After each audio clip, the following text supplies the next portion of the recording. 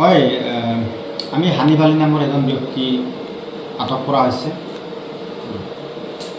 আমাৰ আলপতি থানাৰ অন্তৰ্গত উজিৰস্বৰ নামৰ এখন গাঁৱত আমি গাঞ্জা জব্দ কৰিবলৈ সক্ষম হৈছে। প্ৰায় 31 কেজি ওপৰত আমি গাঞ্জা জব্দ কৰিবলৈ সক্ষম হৈছোঁ গোপনীয়ত্ব কম ভেটি।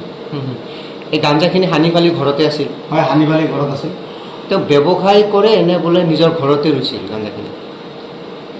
ব্যৱসায় কৰে বুলি আমি শুনা পাইছোঁ, আৰু খালেতো অলপ চলপ পালোঁ হয়। এতিয়াতো 31 কেজিৰ ওপৰত পাইছোঁ, নিশ্চয় ব্যৱসায় কৰা হ'ব।